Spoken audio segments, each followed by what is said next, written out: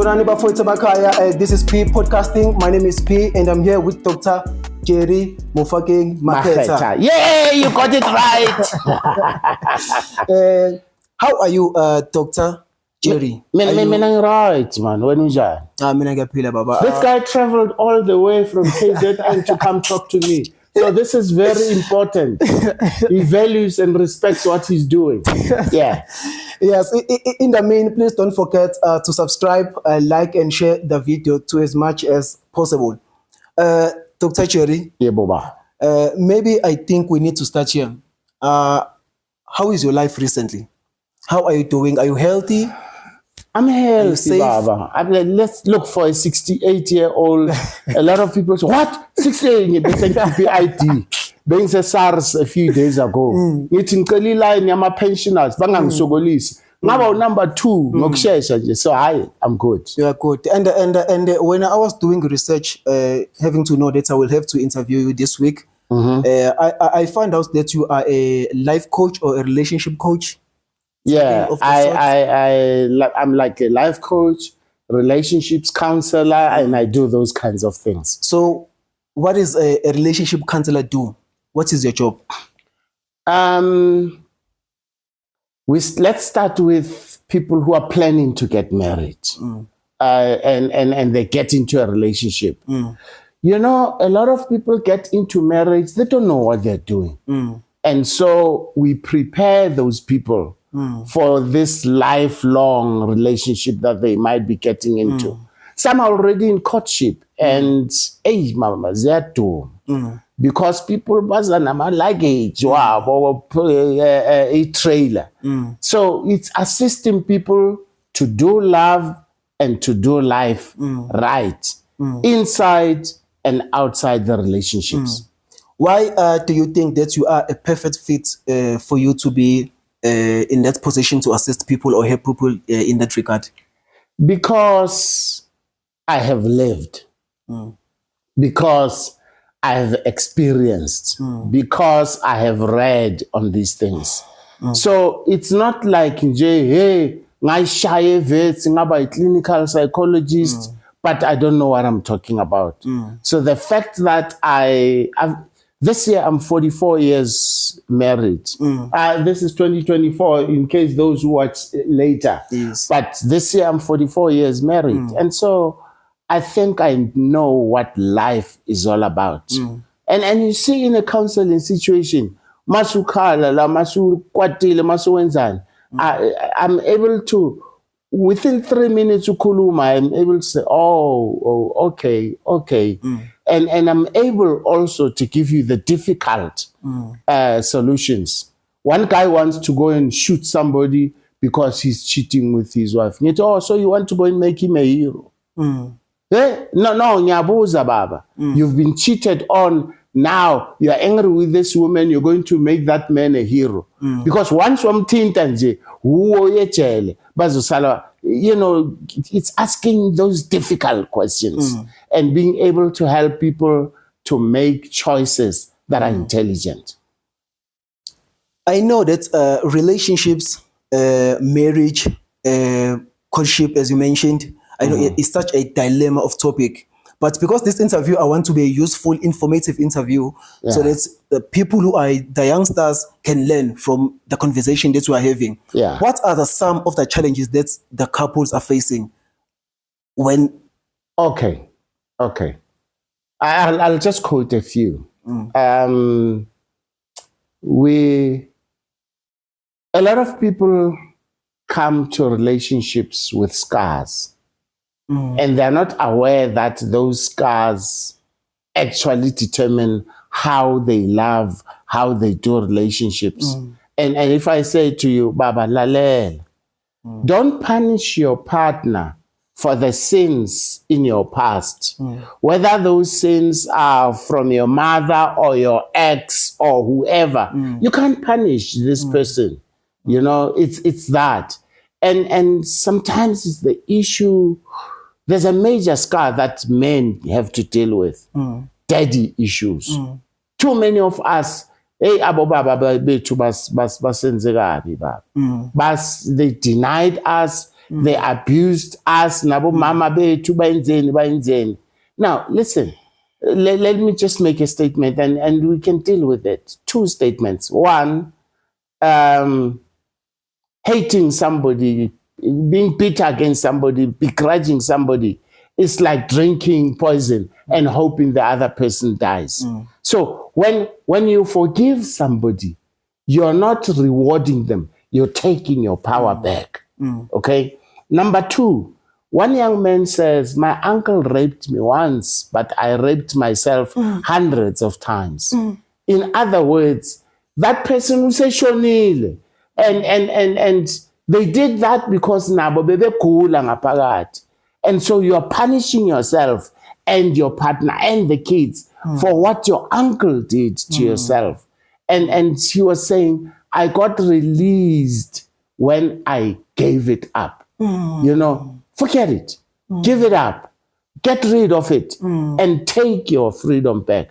But then there are those things that are important. I think we can't do a whole seminar here, but communication becomes important.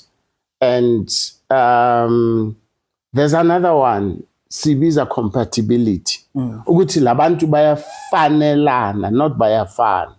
Okay? Sometimes a doctor and a doctor inkinga baba because ama-shift wabo go blind, an artist and an artist. So ukufanelana, it's like when you listen to a jazz band and there's a drummer and bass guitar, lead guitar and trombone, those people masebela penny staging. It sounds like one sound. And so when you're next to each other as husband and wife, as partners, are you as a team compatible? Niyafanelana na. And there are a number of things. And listen, this is not prescription, but your educational, the gap is too big. You go to a conference and you share a joke, everybody laughs except your partner. Finally, you explain the joke emotweni. Ngoba sekakwatile manje. Religiously. And people take that lightly. Omunye uhamba isonto Saturday because they believe that's the Sabbath. Omunye ya Sunday. No, it's not a serious issue. Masen ngaphakathi, where are you going to baptize your kids? Okay? Economically, lo muntu useyikweletini, you didn't go to premarital counseling. And useyikweletini lo muntu akadeclaranga. After nishadile, ziyangena, i-sheriff seyangena. And you married in community of property because you are not properly advised. Okay? And so in all the different areas, niyafanelana na. Or you just think, hey, we're having a great time in bed and you think it's going to solve everything. So and it's just some of the things that, we look into. Having to face some difficulties, some difficult moments, like what you have just explained. Let's talk about you yourself. Have you fallen in life, like experiences that falter for a moment, that you felt like you are degenerating as a human being, and how, if yes, how did you overcome that? As a little boy, I lived in abject poverty.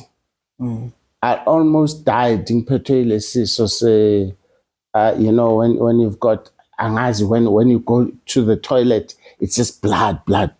I almost died at the age of 9, 10. At the age of 14, 1970, at the age of 14, I lost my eye. So I've been seeing with one eye for 54 years. Abantu bakhohlwa everything about you. That guy, man, that one with the funny eye. So you're the guy with the funny eye. And then abantwana is starting, hey, one eye mabazo. And it kills you. And you're walking hunched like that because you lose self-confidence. My son, as we speak, who's a special? He's been on drugs for about 20 years. 20 years. He's in the clutch of a spider. And people want to treat you as though it's your fault. You don't know how to raise kids. They want to take your credibility and your identity, and you're almost sometimes afraid nokhuluma nabantu. But you just think angimthumanga. I've been cheated ngey'ndaba zeyimali. People just run away with your money, and you just think, oh my God, what more? And you just think, no, they are sick, not me. God must take care of the rest of the business. So I've had down moments. I went to work in government, and then I went to work at State Theatre, Savali State Theatre, with a degree from Wits and with a master's degree from New York. I was unemployed. Ngibela amateksi bangidelele bayenzeni ngifike kuma audition with a master's degree bangimisa kule line ende nje bathi wena next wena. I just think, Lord have mercy. I've been up, I've been down. And I guess manhood is about being able to surf through it all. Whilst we are talking about the manhood, there's a concept that you explained about boys to men. Yeah. Can you please clarify that to people at home who haven't get a chance to? Okay. Your birth certificate confirms ukuthi umbani, ukuthi uzalwe nini. So it will tell us your age and your gender. Okay. Not everybody that is born male is a man. Not everybody. We have 50-year-olds baba busy up to today. Why? They can't do anything for themselves. They grew up to become big boys. That's why they can't control their temper. They can't control their zips. They keep making children everywhere and what have you. And to cut it short, manhood is an inside job. If you are not a man inside, we're wasting our time trying to demand a man out of you. The expectations cannot be delivered. It's an inside job. And just to quote two primary ingredients, one is maturity. I say to people, tell me, if I came into your house and you're going to learn to alarm, this thing bega my camera, this thing bega my microphone in your house from Friday midday to Sunday midnight, will I hear a man or a boy? Because ngama weekends, nang a festive season, the boys in us come out. And it's as though we have permission to be irresponsible, to be childish, to be unaccountable. And so until and unless you are a man inside, you cannot give manhood outside. Do you think as a man, you need to have a woman in your cycle? A woman will be a problem for you if you haven't realized yourself as a man, working on your identity, working on your gender, working. You see, as we beg so, sometimes it's, hey, le out since you shata, hey, le out since you totally degree, since you totally mali, since you are successful. Those things do not change you. They just highlight who you are inside. And so I was telling you, man. Once suddenly you're arrogant. No, you were arrogant before you had the money. And so if you get a woman, a good woman next to you, and we are cool, that won't solve you. You must deal with yourself first.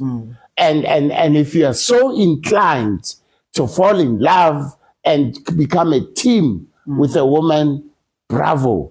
She will bring the best out of you in areas that you could not bring the best out of yourself in those things. I agree.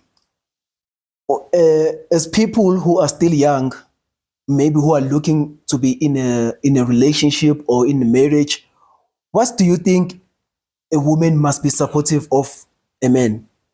Ways a woman that can be supportive of a man in a marriage. Maybe you can reference that in your situation, maybe in marriage, how Mom Mpo, your beautiful wife, has helped you throughout your life.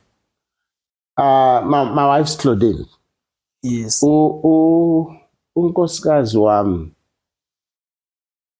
helped me ngama blind spots in my life. Okay? Blind spots. You know, I didn't used to tip in a restaurant because I thought, no, these people are paid a salary and blah, blah, blah, and this food is expensive. And she'd take money out of her own wallet, actually sell it up. And until eventually I picked up the culture without criticizing, without, listen, any woman who quickly wants to go and change this man, he's going to rebel. You want to enhance, to support, to open their eyes. Some of us were raised by single parents who were afraid to call us to order. And so we didn't used to clean after ourselves. We didn't pray for food and what have you.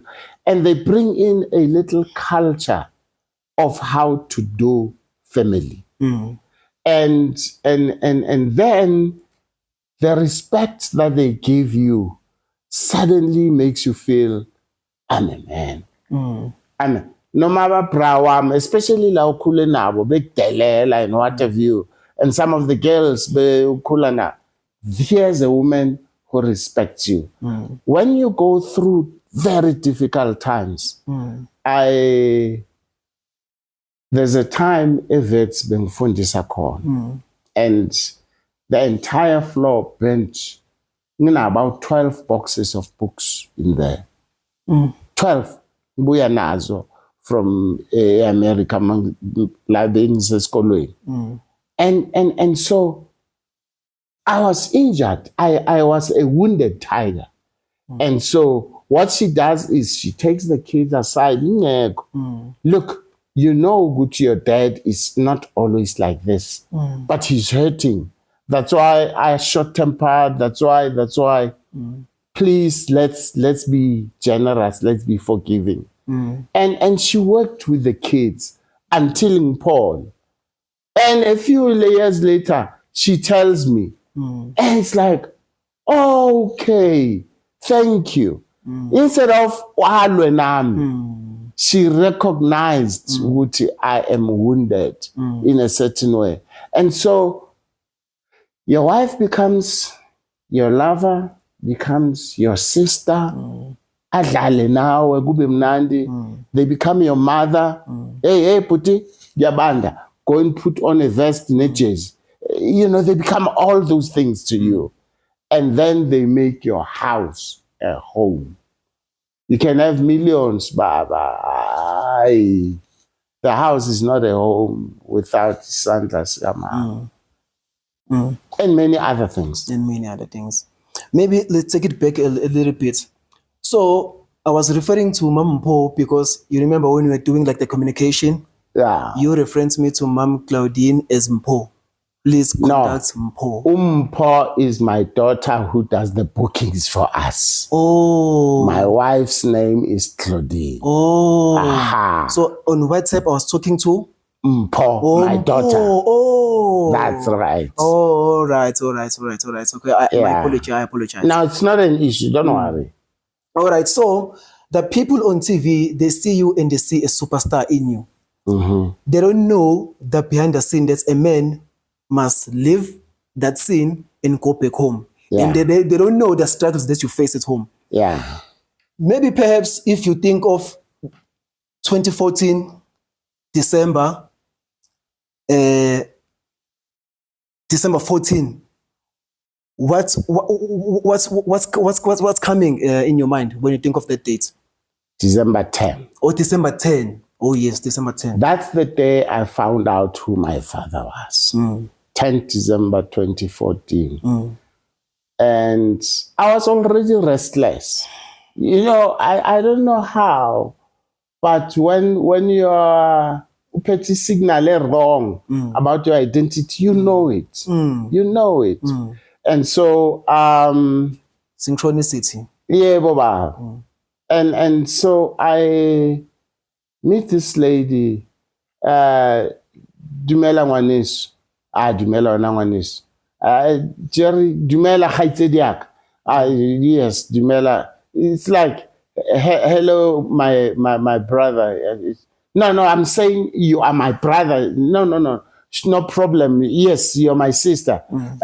Jerry, what I'm saying is, my father is your father. This is real life. Real life. 10 December in Bloemfontein, 2014.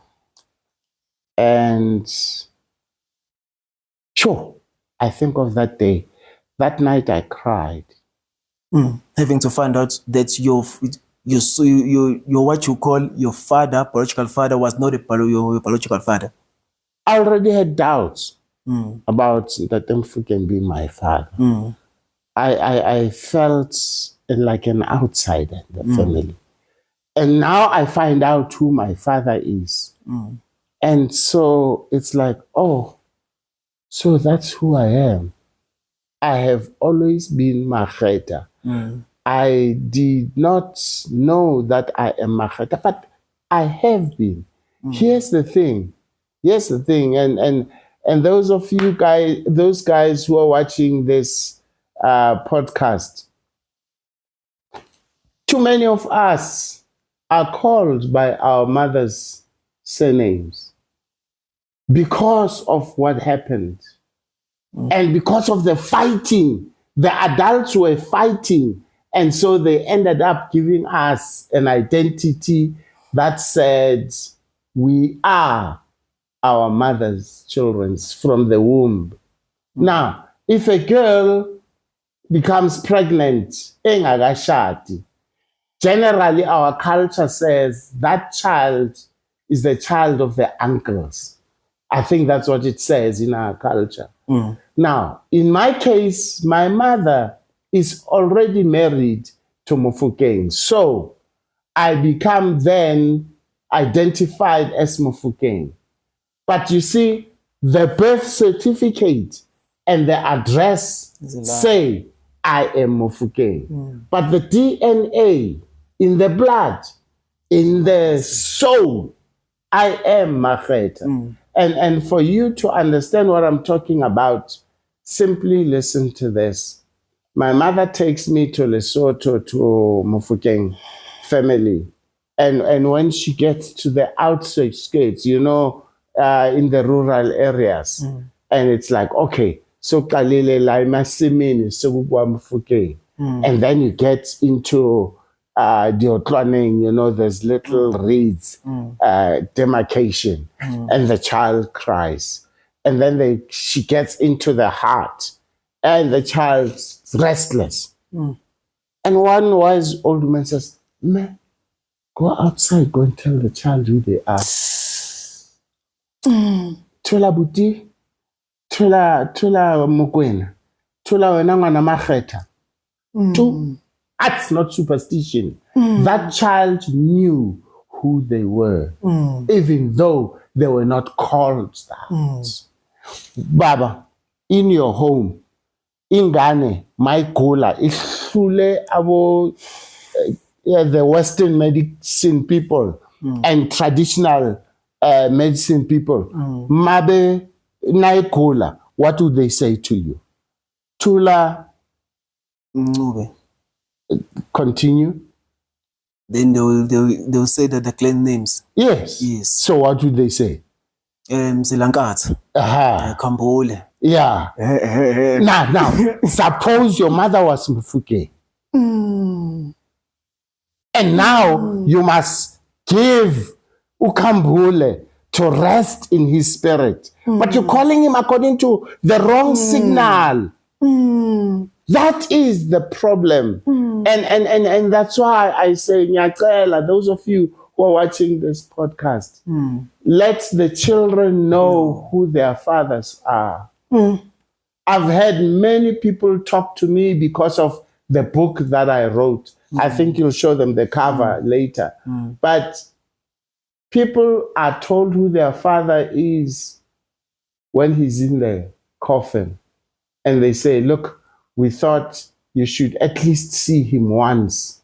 And there he is. Just go and say goodbye. A man dies, 23 children come from different mothers.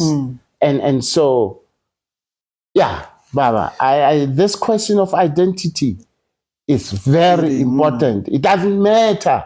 I say to judge, to prescribe, to... I am Makhetha, whether I like it or not, whether you like it or not. And somebody says, no, but what's the fuss, Baba? This family, Kulisile, this family. Who are you? Having to experience what you have experienced, don't you think that a DNA testing or a paternity testing must be compulsory during birth to prevent such situation from happening? Sure. That's going to cause a whole hoo-ha. But it would be good. It will be good. It would be good. It would say who the child is. Honestly speaking, the mother of a child knows who the father is. And there are men who have raised kids and eventually, hey, I'd like to confess. As a follow-up question, I heard you saying you were always an outlier growing up in your family. Does that mean that you were abused growing up? As a victim of favoritism. What is this? You know, something that, yeah, there are certain benefits that are due to other kids and not you. The attitude, the benefits, the what, they just tell you, maybe I'm an illegitimate child. Maybe I gain it through the back door. Who am I not to get the same treatment as all the other kids? Do you think that having to experience that gave birth to the superstar of who you came to be later? I had to get healing from that. And get to know me for the best of me. Yeah. I let me declare, I gave my life to Christ at the age of 14. And that changed everything.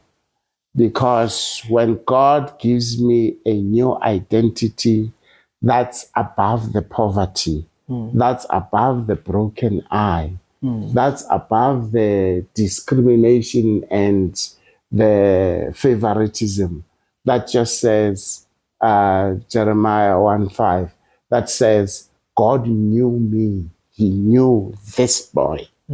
Before my parents met, God knew me. So I am not my parents' idea. I am God's idea. Now that affirms me.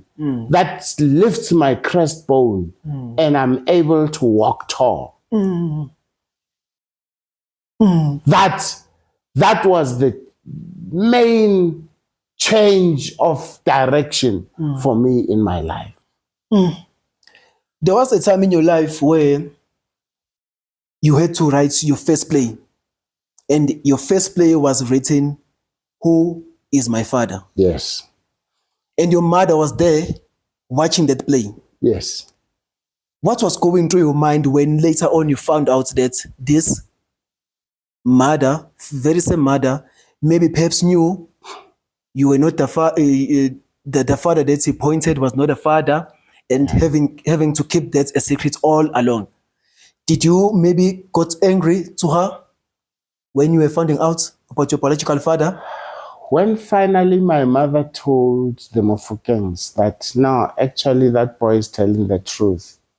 He is a Makhetha child. And there was a whole lot of things, and I cried even some more. And then eventually she and I were talking to each other, and she says, "Sure, I just want to thank God. All your life, I've wanted to tell you. I didn't know how to tell you. I could not sleep every night. Yes, the eyes closed and I slept a bit, and I just, every time I saw you, I kept saying, how am I going to tell the child? And how are they going to take it when I tell them?" And so, more than getting angry with my mother, I sympathized with her. That's growth. I've got to put it on record here. I thank my mother. She did not abort me. If you think about 1956, 69 years ago, 68, and the shame, the insults, the everything that says you are a bad woman, a bad makoti, blah, blah, blah, blah. All the, I know my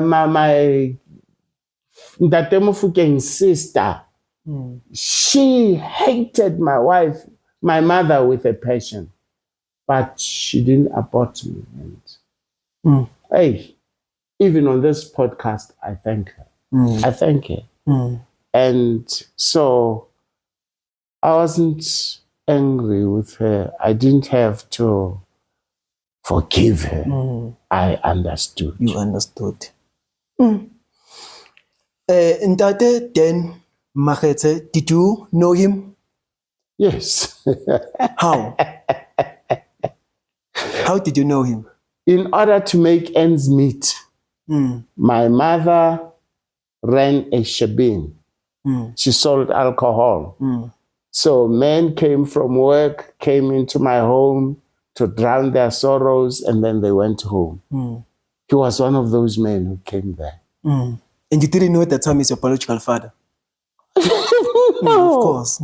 And then, 1974, I wrote matric. 1975, I was unemployed. He gave me a job where he was working. I worked as a clerk. And My first job. And at the time, also, he didn't know that you are. No, he knew. He knew. He knew. He knew that I was his child. I remember in some of the interviews, said, "Hey man, but that man was a scam." He knew. He knew. And yeah, he had to play down and not. My mother says, she told me that, hey man, that man is the guy who got you a job. Maybe it would be nice to just give him something to thank him. And I didn't do anything about it. And she stopped. And then after she told me that, no, that was your dad. And by the way, I didn't want to keep insisting that you get him something because maybe you'd start getting suspicious. So I worked with him. He was a man of cars. Man of cars. He just everywhere. He has a reputation for being the super driver. So I can remember him in his suit, his cap and gloves. He was driving the CEO around. And I saw him because he started work earlier with the big shots. And there he was with this Jaguar. And just keeping it clean. And I greet and I go into the building and we knew each other. I knew him. And he passed away in 1976. So I didn't go to his funeral. Having to know what you have known, are you proud of him, number one, and also are you proud of yourself? You see, it doesn't matter what I think, how I feel, he's my father. He is my father. My conception is not really something to celebrate, but I was conceived. And if God knew me before they met, you would not be sitting here. You know what's funny, Doctor? While I was preparing for this interview, there's something funny that I noticed. Of course, you know Dr. Kani. Yeah. John Kani. Yeah. You do female like Dr. Kani. Even the voice. Have you noticed that? Do you know I was at an award last week, Tuesday or so, where He was honored. He was honored, and he's now Sir John Kani. And because of his work in the theater, he also got injured in his eye. And, and so here I am following in his footsteps, including this injured eye that makes him see with one eye. But we are who we are, and people forget the eye very quickly. Do you think South Africans are very appreciative of legends such as John Kani and yourself? Very. Why? Why do you say that? We do our work, and we do it with excellence and professionalism. And we don't abuse people because we are legends. And people are appreciative of you also. Absolutely. Look, you haven't seen scandals. Hey, Ubab Jerry has made that girl pregnant. Hey, Ubab Jerry, to get into his play, you must sleep with him. You don't. The fact that you're a man of integrity, people just love you and respect you. Maybe because we have mentioned scandal, I think one of the greatest films of all time, in my opinion, I think it should be Jerusalem, Sarafina, and Tsotsi. Now, I wasn't in Jerusalem and Sarafina. Yes. I was in Tsotsi. Yes. I did Scandal. That's what people remember me for. Yes. And people remember me for Sesotho series called Nasajin Kokobela. Here I was a skeleton. Yeah.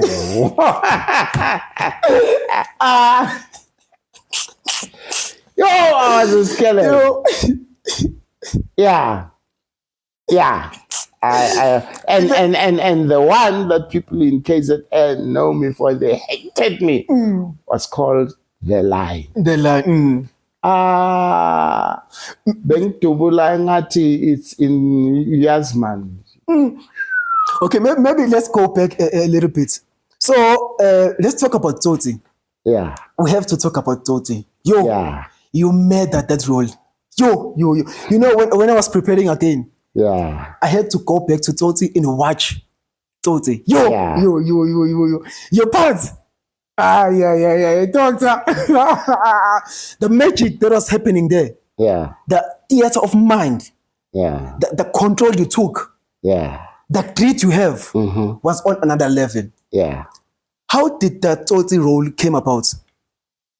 My agent, Muninli, calls me and says, "Hey, Jerry, there's a director who wants to work with you."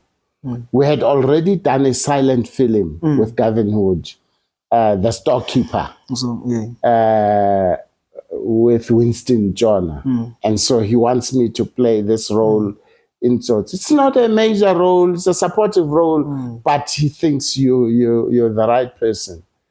And then I said, okay, no, Kevin, I respect him as a director. Let's do this thing. So we go to a rehearsal and I look at some of the dialogue they wrote for Morris and I think, Kevin, I'm going to do it in Sesotho. Why do people think every black person is Zulu? No one can do that. What made you to be brave enough to say such? So I do that, and we rehearse and we play with these youngsters, and hey, they're hoying. It's like, yo, Chokitima like I did in Heist, you know. So then we get on set, and I think it was day 3 or so of the shoot, right at the beginning of the shoot. And then we do the lines, and then he says, listen, Chief, makeup is ready with artificial tears. Tears, yes. When you are ready, just so that we will really get the cry. And I say, I don't want artificial tears. You're gonna do it. Because the moment will not be true. I will not be crying inside. It will be just the visuals. And so I must get the tears. I must get the voice right. And I must get this with the, you know, So all step those. do you go to vocal coaches for the voice? No. Okay. I went to drama school. Okay, Baba, I understand. when you went to Vets drama school, they gave cooked. you voice classes every week. Okay. Every week. Okay. That's why we were doing what we were doing before we started here. Thank you very much. I really appreciate the power is in the voice. And the voice is in the breath. You know, little things like that. Then people want to listen to you. So rehearsals. We've done the rehearsals. I say, no, I don't want artificial tears and everything. And so they say sound and speed and camera action.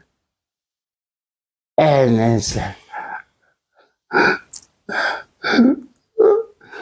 and I go into it, and he's not happy. It's like at 70%.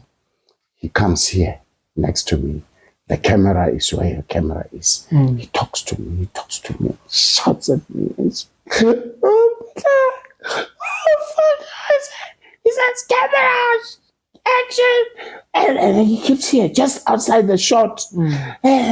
And we go, and then my face is all messed up, and I want to clean. Says, no, don't clean the face. And I go, and cut, and he celebrates. Why?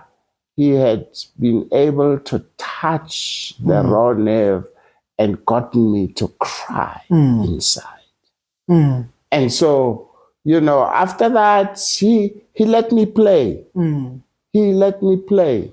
When we were shooting on the freeway, and then a car is going to pass, and he says, say anything you like. And I say, yeah, I remember. And that's the line people always remember. and that was fun. And then I'm there in the subway at Johannesburg train station. And I'm sitting there, and I got my team there. And you just got to make it special. You see, when the training of an actor is you so own this thing, people end up thinking, no, but when I you know. So I'm sitting there, chair above for old Maury, chair above XLZ, chair above for a outie, Tammy bra chair above for old Maury. All right. And that's where training comes in. But it's also the collaboration between the actor and the director. Yes. You do justice to the character. Jerry must pull back. You bring out that. Morris must just be Morris, and that's it. Did you know at the time that the movie will be as big as it was? No. In our field, you can never guarantee a hit. Forget it. Theater, music, film, you can never guarantee a hit. You know, the reason why I'm asking that question is because also I have a background in acting. Funny enough. So when, I don't know if you know the movie Izululami. You You don't know the movies, Rulam? Excuse. Okay. When I'm Yo. Excuse. Okay, Man. so the reason why I will agree with you or have to agree with you is because when that movie was made at the very initial stages, because me and Kwezi, the character Kwezi, the guy called Nile, that character was for the both of us. So they always, Mam Rupi, I don't know the real name of Mam Rupi from the generations. Yeah. They used to take us to school like every day. But because we didn't know that the movie was going to be that big, Yeah. later my parents just said, Peter, you have to pull out in this thing. And then I pull out. Yeah. Few years later, I'm sitting on the couch. I watched like the Satma Awards. Yeah. They're nominating Chili Bites in Kwezi. Yeah. And I was like, I remember this movie. Yeah. I remember this character. Yeah. And then I had to go back to the movie. Each and every line that was there for Kwezi. Yeah. We used to practice them every day. So is that what always happens in this industry? Baba, you have to get your you have to have the talent. On the talent, you add the training and then add the professionalism. You become disciplined in what you do. And then you do 7 films and they're ordinary. And the 8th one, you just think, hey, man, it's shot on your Christmas. It explodes. It becomes more than what you had anticipated. And then people expect everything that you do to fly, and doesn't do that. And so, yeah. Can I put you in a hot seat for a moment? So last month I was at Kwezi's house, Nile, and we were talking. So now he's no longer acting.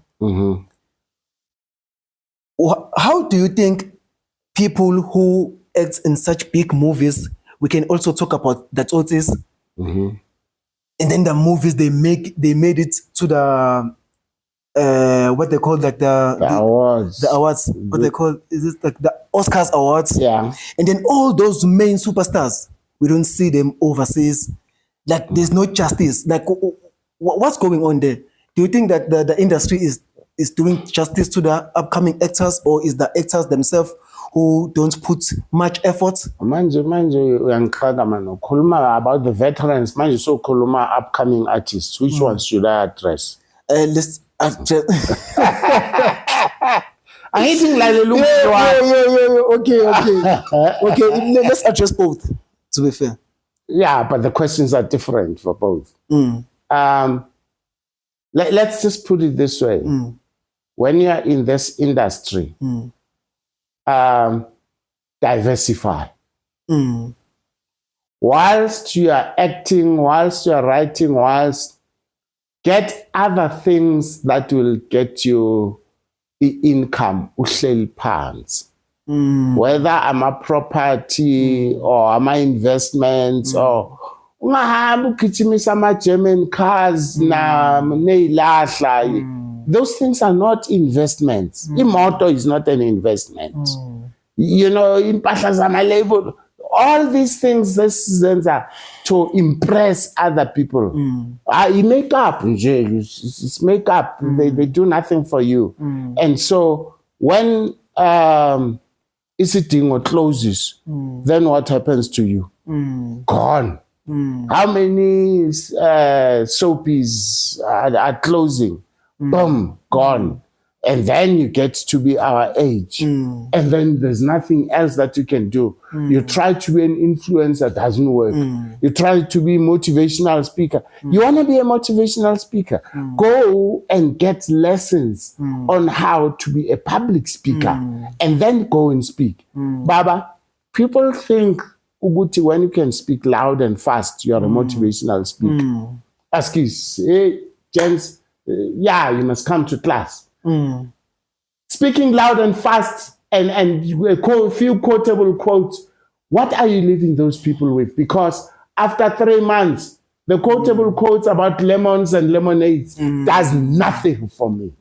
And so that's why I sometimes people call us inspirational speakers, what have you. Fortunately, I did some coaching training, and it's about helping people to become the best version of themselves. That's it. And they are going to make themselves that, not you. And so, whilst you're a star, invest. And remain humble. And remain humble. While we are speaking about being humble, why, Dr. Cherry, you are so humble? Like, I don't know, maybe you don't understand maybe how big you are, or is it like the maturity is your experience? Why are you so humble? You have achieved a lot. Not so many people. I mean, when we were preparing, we were preparing for this. I mean, my camera guy was telling me that I used to see this guy on television. My mom used to speak about you. This interview is dedicated to my mom. Used to speak about you like a lot. On streets when the Tsotsi was like the hit, they used to reference you. Every corner, you have achieved a lot.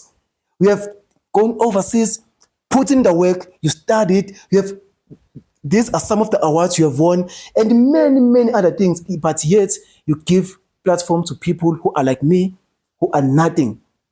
Why that? I started with the faith, being a Christian. Be humble and God will lift you up. The more humble you remain, the more people just lift you up. There are times you go through highs and lows. And when you hit your lows, everybody is in your corner because you are not impossible, because you are not insulting, you're arrogant. And I consider myself a gift to my nation and worldwide in my generation. And I don't want only a few people to speak of me, and you don't want anyone saying, you don't want that.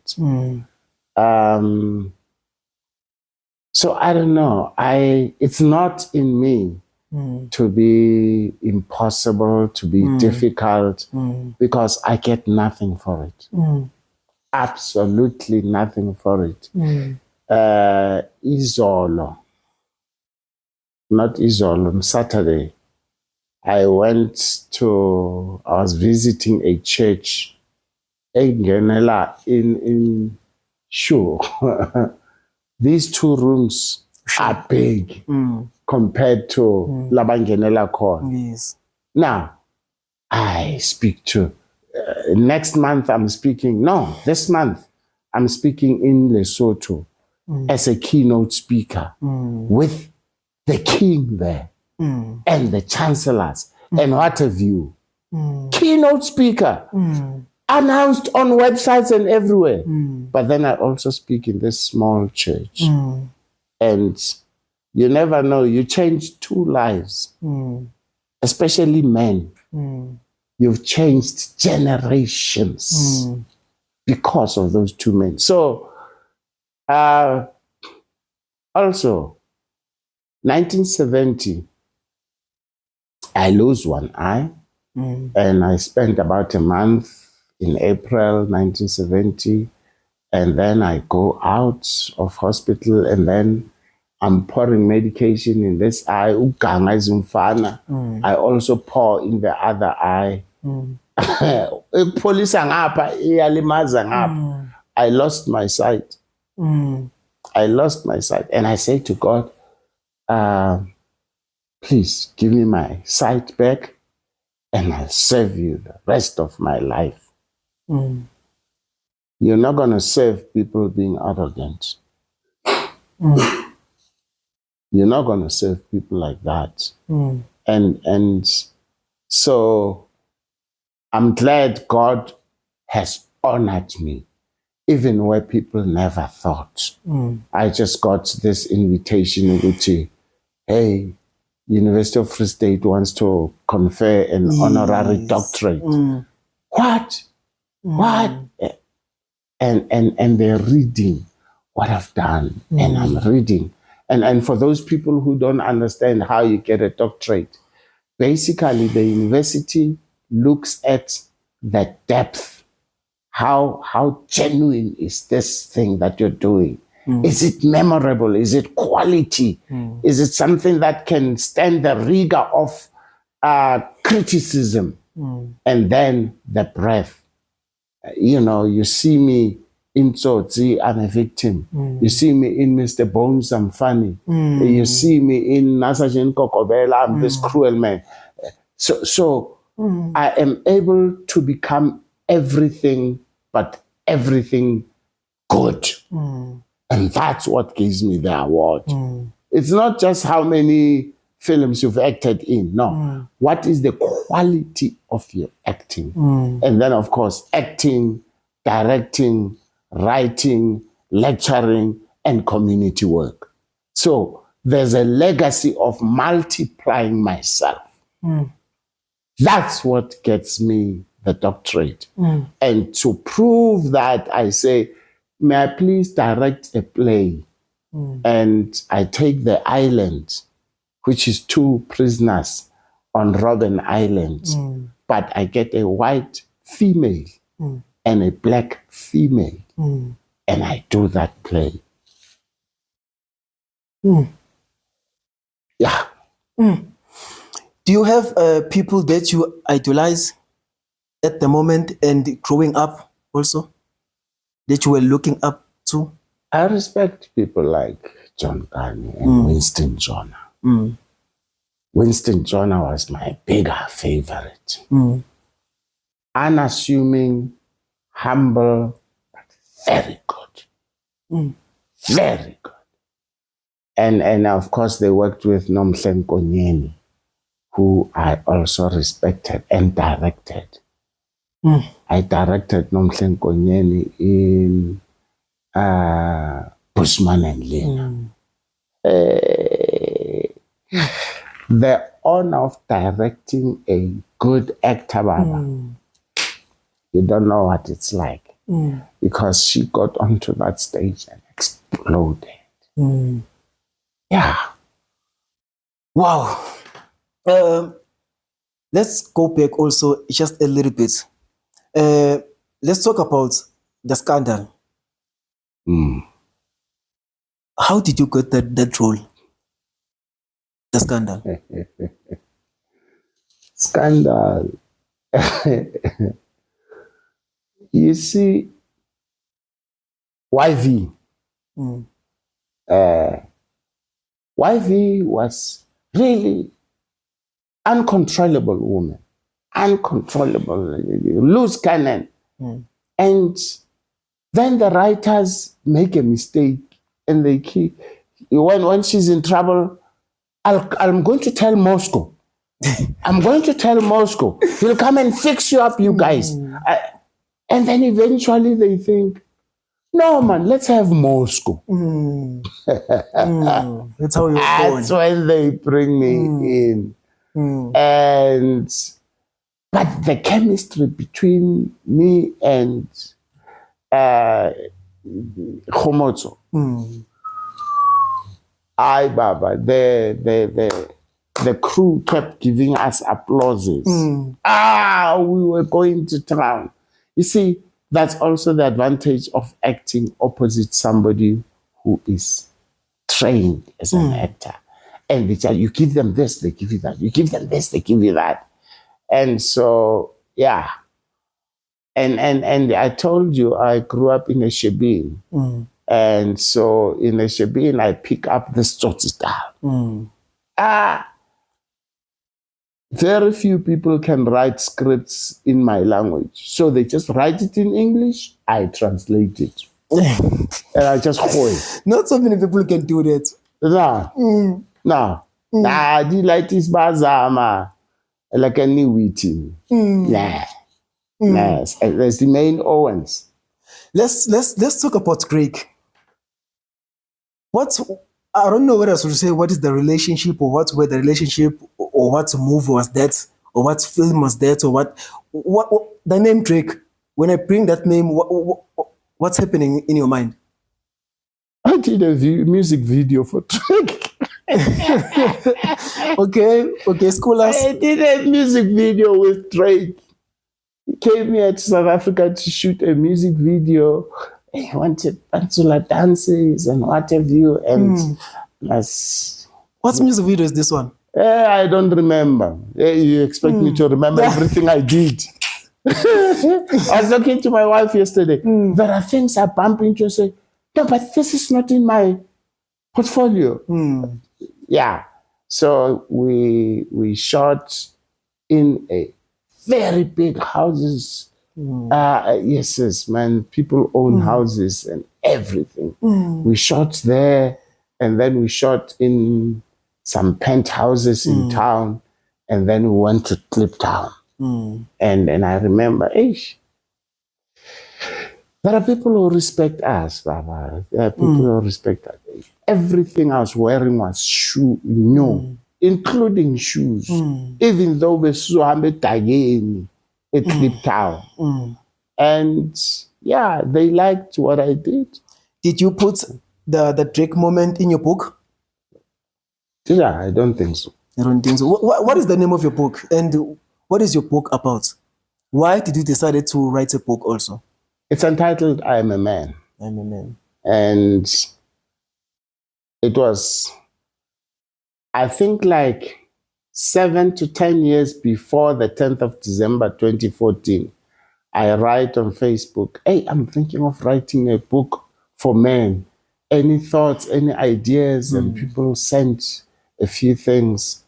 And then I forgot about it. And after the 10th of December 2014, that's when it was resuscitated. And really, I thought, because we influence people, people want to know our stories. And that's when I wrote that. Do you miss Radio Bantu and Springbok Radio?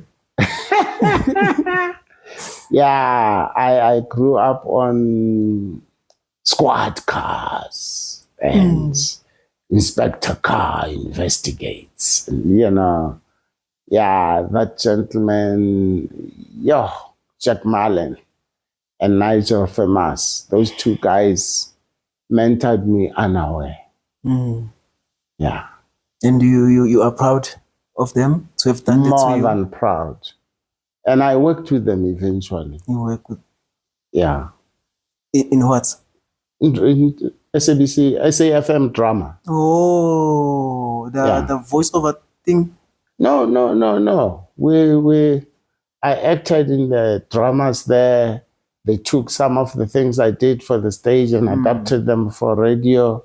And now I'm one of the judges for the SAFM radio drama writing. Whilst we are talking about the judges, if you are in the panel, what is the, what do you call this? It's a scoring sheet. What is in the scoring sheet? What is required of maybe an actress? For the radio drama script? Yes. Radio drama is a theater of the mind. In other words, have you written for that media? You've written for sound, voice, car, wind, dialogue. Everything is about sound, music, everything. 2, is it drama? Is it drama? When people talk to each other, that it's not necessarily drama. You in your training, your drama, you know, we talk about talking heads. Bim, bim, bim, bim, bim, bim, cut. Sorry. Is it drama? Characters. You want 3-dimensional characters. Believable characters. When you like them. When you hate them. And then you must be conflicted about the very character that you like. You know, and the dialogue. You don't want stilted dialogue. You don't want 7 voices of me. One's the different. So we look at all those things, and usually in the first 5 pages, you know whether you got drama. Dr. Cherry, do you maybe think of having maybe your own theater or school to teach the upcoming superstars? The reason why I'm saying this also is because in Kwamashu, there's a place called KCAP, I'm sorry, KCAP. You know KCAP? I've heard the name. Yes, KCAP. Yo, what they are doing there, I think, is on another level. When we were growing up, we used to go there and watch theater performance, and every kid will go there and will memorize the lines. We'll watch it and we used to give ourselves like the characters that were there, and we go home, practice. As a result, that's prevented the abuse of drugs, the teenage pregnancy, etc., etc. This is not only giving growth to people who are actors or performing arts, but it also helps the community. So I think it's very commendable, and I think it has to be imperative of you, Doctor, to have something like that. I don't like you. Why? Why don't I like you? Yo. You are saying to me what too many people have said. And I still haven't done it. At this point, I've partnered with Dr. Kani. We have a JK Foundation. We're not going to train beginners. We're going to train people who are already working, but the ceiling is here. You've acted in a soapy and you've been corrupted and you're no longer acting, honestly speaking. And we must detox you and take you back to acting. And directors, you know, you've run out of ideas. Come, let's help you on how to really be a director. And writers, write theater plays. Don't write film plays and think they'll work in theater. So that's what I'm going to be. That's what I've partnered in. And yeah. Do you maybe have other plans outside that for the future? No. No. You know, usually people who say no, they're always cooking something. No. I should be. No, but you know. And let me come up with an excuse that is not an excuse. People have asked me to open an agency. I haven't stopped acting. So I'm not going to compete with my actors on set. And then I can't service them because I'm outside there. It's a competition. You know. Teaching, it's a bit of a problem because there are graduates from good universities who are working as waiters, you know, and for what industry am I going to produce actors? It's very discouraging. So those are some of the excuses. The fact that you've asked that question says maybe I should do it, but I am not expert. I don't know if as part of the closing, you have realized, you have like sit back and realize the impacts that you have made in the South African industry, in individuals, people like at the heart of our homes, from the rural areas, suburbs, and whatever. When one day it's all said and done, how do you want the industry, poor people, middle people, the rich people, to remember you as?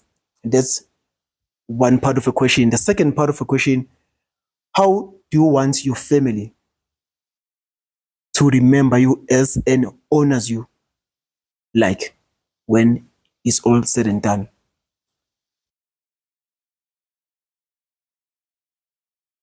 Here lies artist work was the best of itself.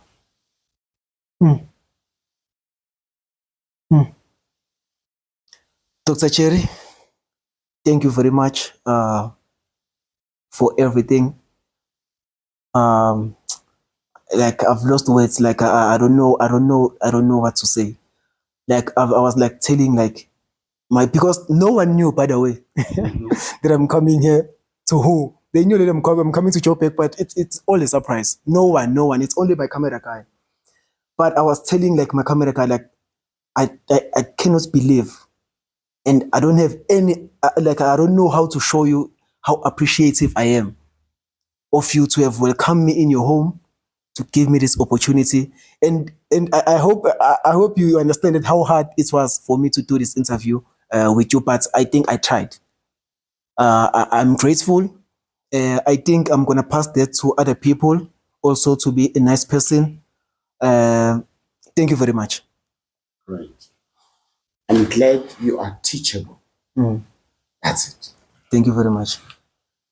Yo.